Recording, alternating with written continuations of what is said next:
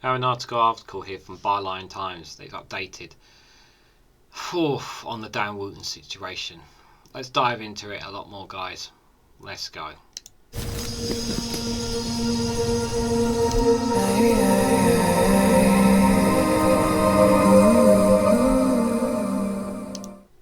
Good morning, good afternoon, good evening, guys, wherever you are in the world. This is REGANELITE here with Byline Times. The silence from Dan Wootton's employees, the MailOnline and GB News, as head of Commons DCMS committee demand answers from the former boss, the Sun, over the Byline Times investigation. Conservative MP Dame Caroline Dinenage has asked the tabloid editor Victoria Newton about this newspaper's investigation into the influential TV presenter. This is not going away, and I hope it doesn't go away anytime soon, guys. The chair of the Commons Digital Culture, Media and Sports Committee has written to the editor of The Sun so it could set out what investigations are taking place into its former employer Dan Wootton, after Byline Times revealed the presenter hid behind fake online identities to trick and bribe men into revealing compromising sexual material. However, Dan Wootton's current employees, MailOnline and GB News, have still not responded to any questions by this newspaper or whether or why it's still contractually to work for them. By the way, if this video comes out and there's a response, I do apologise in advance. While Wootton's twice weekly MailOnline column has not appeared since Byline Times' investigation was published, he is still appearing on GB News' Dan Wootton tonight. Conservative MP Dame Caroline Dinenage wrote to Victoria Newton, editor of The Sun, yesterday about its coverage to the recent BBC presenter scandal implicating Huw Edwards and Byline Times' investigation into Wootton. Our role is not to challenge individual stories or editorial decisions, but we would be grateful if you could set out processes by which The Sun verifies any stories it chooses to report, especially those where there's issue of privacy may be at stake, Dame Dinenage said.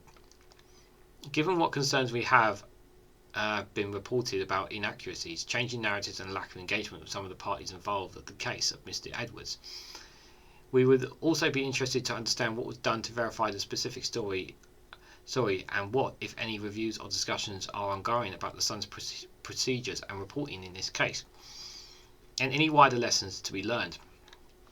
In the contrast, the Sun's story about Edwards, which followed up immediately by all major established media outlets and dominated headlines for days, mainstream publications have not extensively reported on Byline Times' investigation into Dan Wootton.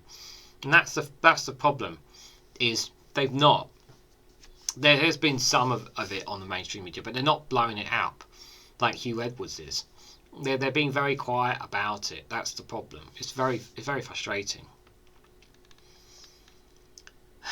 But Dame Dinenage added that since the Edwards story allegation had been made about a former employee of The Sun, Dan Wootton, who has reportedly has been involved in payments for sexual materials, said the committee would be grateful if you could set out what investigations are taking place into this matter. I'm sure you recognise how important it is for the public to have confidence in a newspaper editorial standard, not only on this particular case but across all its reporting, the MP concluded in her correspondence to Newton.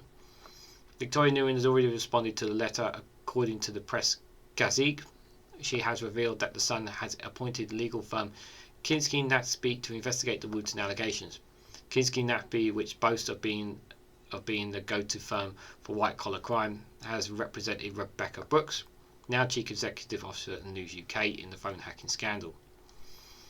Newton said, "We are investigating relevant matters raised by reports by Byline Times and The Guardian last week. We are taking these allegations seriously, but we are in no position to comment further, and indeed will make no commitment to make any further comments depending on the outcome of our investigation."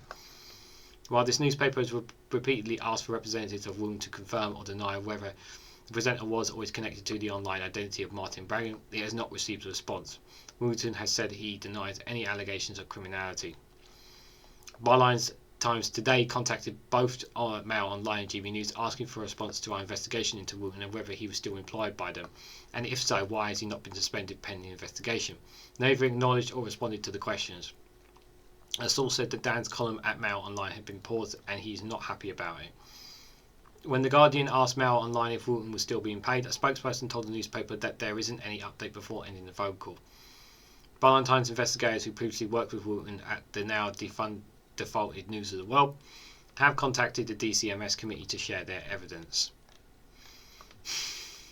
So it's radio silence from them. This is disgusting. Like, If he is innocent, prove it.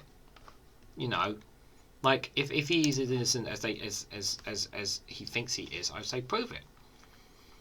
This just stinks so badly. Like, they are trying so hard to cover this up, to make this go away.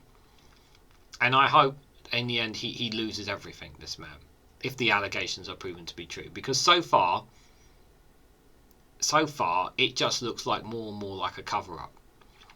The fact that GB News and Mail Online, I'm glad the Mail Online at least are stopping their articles there. But why on earth are GB News still allowing this man to be on their news channel at the time of this recording is beyond me. It's absolutely insane. But it is pretty despicable nonetheless, guys. What do you guys make of this story so far? Let me know down in the comments below. What more can Byline Times do here? What more can anyone do to get more to the bottom of this? Let me know what your thoughts are, guys. Like, share and subscribe. Thank you very much for watching, and I will catch you all very, very soon.